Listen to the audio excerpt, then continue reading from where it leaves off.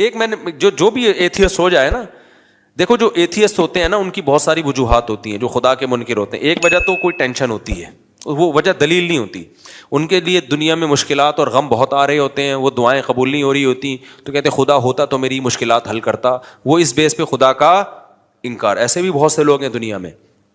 ایک جرمن سے خاتون آئی, ملحد تھی, ایتھیسٹ تھی, ہمارے دوست میں لانے کے لیے لے کر آئے. کمال کی بات ہے, اس کو دوپٹہ پہنا دیا انگریز عورت کو. مفتی صاحب سے ملنے جا رہی, دوپٹہ پہنو, بڑی تمیز سے نا دوپٹے پہن کے. انگریز عورتیں دوپٹے میں عجیب سی لگ رہی, لگ رہا تو مذاق کر رہی ہیں ہمارے ساتھ, کیونکہ ان کے دوپٹے 100 سال پہلے اتر چکے ہیں. اب دوپٹہ لگتا ہے کہ عجیب سا ہی لگ رہا ہوتا ہے ان کے اوپر. خیر وہ دوپٹے میں آئی, اللہ اس کو جزائے خیر دے. تو اس نے وہ خدا کی منکر تھی. کیوں؟ اس نے کہا کہ میں بچپن میں گاڈ نے مجھ سے میری ماں چھین لی, مجھے ماں کی ضرورت تھی, بچپن میں میری ماں مر گئی. تو اس غضب میں اس نے کہا میں نہیں مانتی اللہ کو, خدا کو نہیں مانتی, یہ ظلم کیا میرے ساتھ, جاؤ ہم بھی نہیں مانتے. تو ایسی فضول بات نا. خیر اس کو تو جو میں نے جواب دینا تھا دے دیا. لیکن یہ بھی ہوتا ہے ہمارے یہاں بہت سے لوگ, جب ان کے مسائل پورے نہیں ہوتے, تمنائیں پوری نہیں ہوتی, آرزویں پوری نہیں ہوتی, کہتے کہاں ہے اللہ, میری تو شادی وہاں ہو نہیں رہی جہاں میں چاہ رہا تھا. یہ ہے, ان بیسس پہ بہت سے لوگوں نے خدا کا انکار کیا. میری تو تنخواہ اتنی ہے ہی نہیں, وہ محنت کر نہیں رہا, پیسے کما رہا ہے, ہم تو 5 ٹائم نماز پڑھ رہے ہیں, دعائیں مانگ رہے ہیں, تبلیغ میں سہ روزہ لگا کے دے, اب کوئی اللہ ملا معاذ اللہ نہیں ہے. یہ ہوتے ہیں پرلے درجے کے بے وقوف. یہ اللہ کے وجود کو ایسے ماننا چاہتے ہیں کہ اللہ ہو لیکن ہم خدا کے خدا ہوں, وہ ہمارا بندہ ہو. ان کو وہ والا خدا چاہیے جس کے یہ خدا ہوں. جیسے میں نے بھی مثال دی تھی نا بیان میں, کہ آپ نے بچہ پیدا کیا, اب گھر میں چل کس کی رہی ہے؟ بچے کی چل رہی ہے. آپ کا کچھ چلتا ہی نہیں گھر میں, تو آپ کیا کہتے ہو؟ یار میں نے غلطی سے کیا پیدا کر دیا؟ باپ پیدا کر دیا ہے.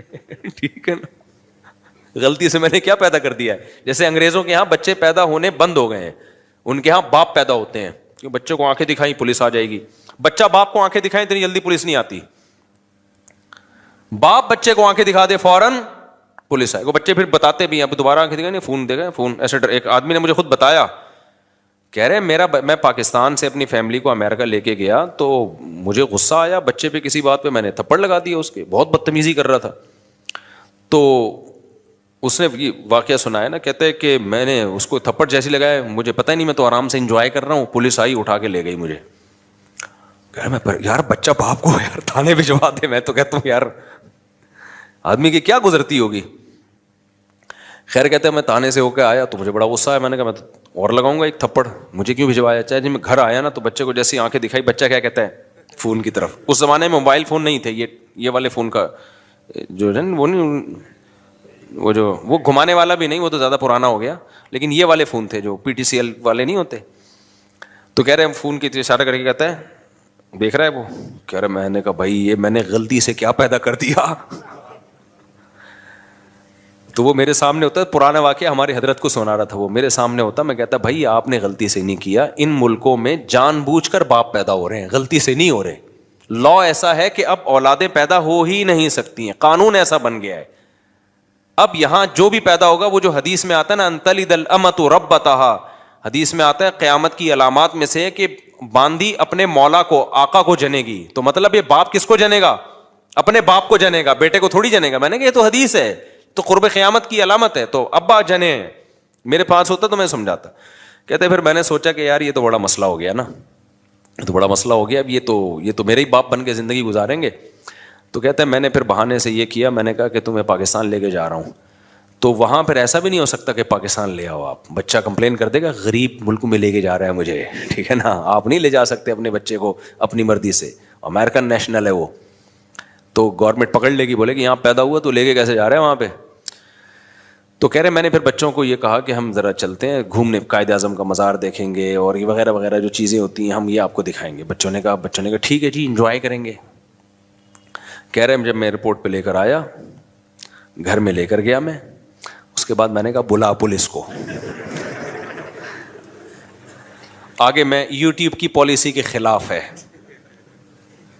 میرے خلاف نا ایتھیسٹ بہت ساری کمپلینس انہوں نے ڈالی ہوئی ہیں یوٹیوب کو, اس کا چینل بند کرو, بہت زیادہ کمپلینس گئی ہوئی ہیں. تو آگے اس نے وہ کچھ کیا جو یوٹیوب کی پالیسی کے خلاف. بچے کہہ رہے ہیں ہمارا قصور کیا, کہہ رہے ہیں انجوائے کر رہا ہوں میں, انجوائے, ٹھیک ہے ویسا ہی یار, بس بہت دن ہو گئے تھے. समझते हो?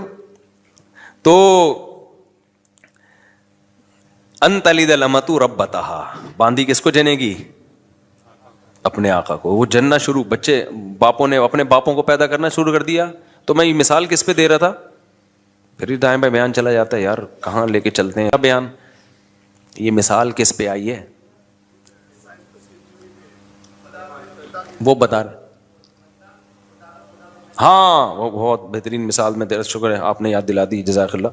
तो मैं मिसाल ये दे रहा था कि जो लोग ये कहते हैं ना, हम टेंशन में हमारे अल्लाह ने ये भी नहीं किया, ये भी नहीं किया, तो अल्लाह कहते हैं ऐसे अल्लाह को मानने का फायदा, वो अल्लाह का इनकार कर देते हैं इस बेस पे कि यार अल्लाह हमारे काम तो बना नहीं रहा, जहां मैं शादी करना चाह रहा हूं वहां शादी नहीं हो रही, और जहां मैं पैसे इतने कमाना चाह रहा हूं जॉब नहीं मिल रही, गुर्बत महंगाई में खर्चे पूरे नहीं हो रहे, तो दुआएं मांग के देख ली, दुआएं पूरी नहीं हो रही, तो मैं नहीं मानता है माज अल्लाह ऐसे अल्लाह को। इस तरह के बहुत लोग हैं। भाई बात यह है कि जब आप अल्लाह को मान रहे हो ना, तो अल्लाह का मतलब पता है क्या है? कि चलेगी उसकी, चलेगी आपकी नहीं। अल्लाह कहता है ऐसे वाले अल्लाह को मानो, ऐसे वाले अल्लाह। जब अल्लाह की चलेगी तो अल्लाह चाहेगा तो आपकी मर्जी की हो जाएगी शादी, नहीं चाहेगा तो नहीं होगी। अल्लाह चाहेगा तो आपको आपकी मर्जी की जॉब मिल जाएगी, नहीं चाहेगा तो नहीं मिलेगी। तो अल्लाह को मानने का मतलब अल्लाह वो है, हम अल्लाह थोड़ी हैं। तो चाहते अल्लाह की पूरी होंगी, हमारी थोड़ी पूरी होंगी, हमारी उतनी पूरी होंगी जितनी अल्लाह चाहेगा। तो अगर आपने ऐसे अल्लाह मानना है कि आप सब कुछ आपका चले, तो फिर अल्लाह कहते फिर मैं किस बात का अल्लाह हो गया भाई? अल्लाह तो फिर तू है। यहां एक इश्काल होता है कि फिर जब अल्लाह ने अपनी ही चलानी है तो हमसे दुआओं का क्यों कहता है? एक सवाल होगा। जब अल्लाह ने मेरी वहीं करवानी थी जहां अब्बा चाह रहे थे, मेरी वाली तो अल्लाह ने दिलानी नहीं थी मुझे, तो फिर अल्लाह ने मुझे यूं क्यों कहा कि रातों को उठ के तहज्जुद में दुआएं मांगा करो? ये क्यों कहा अल्लाह ने?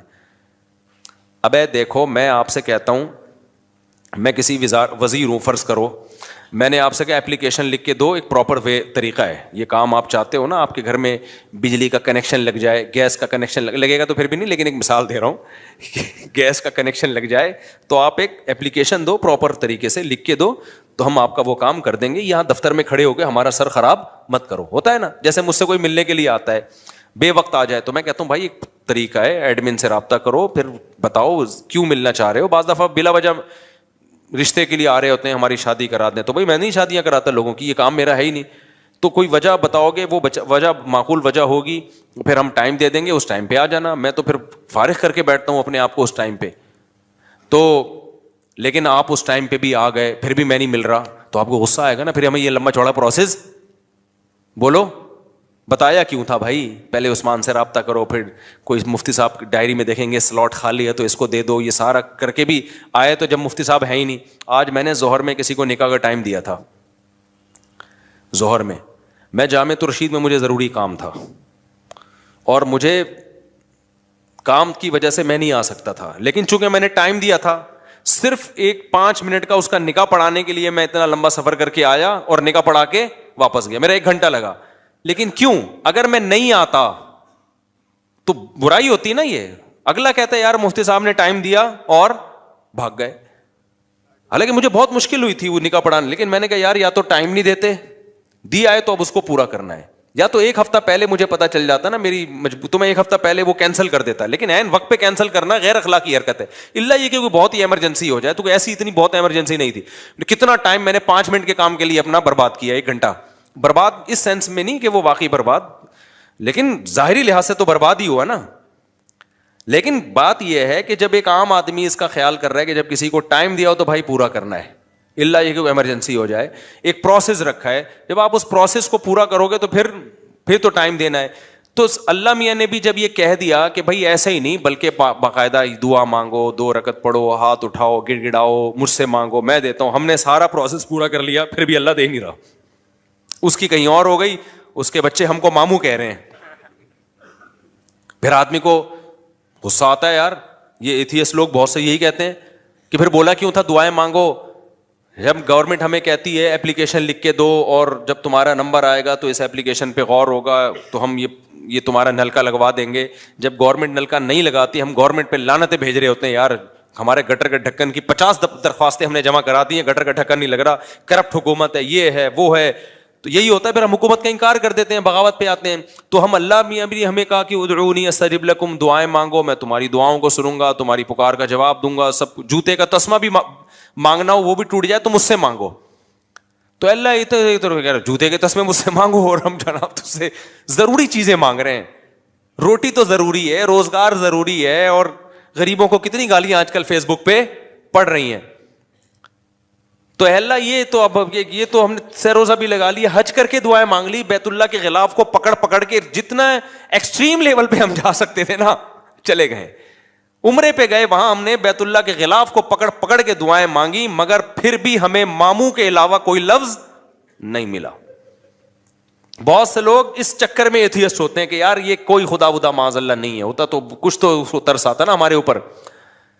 تو یہ ایک اشکال ہوتا ہے. پہلا جواب تو میں نے دیا ہے، پہلا جو جواب ہے نا کہ آپ اللہ کو اللہ نہیں مان رہے، آپ اللہ کے اللہ بننے کی کوشش کر رہے ہو، اس اشکال کا جواب تو ہو گیا. لیکن دوسرا اشکال ہوتا ہے یہ اللہ ہی کے کہنے پہ تو ہم کر رہے ہیں. تو خوب سمجھ لو، اللہ نے جو کہا ہے نا کہ مجھ سے دعائیں مانگو تو میں تمہاری حاجات کو پورا کروں گا، تو دنیا میں تو جب ہم کسی کو کہتے ہیں نا کہ میں حاجات کو پورا کروں گا، تو ایمان بالغیب والا معاملہ نہیں ہوتا.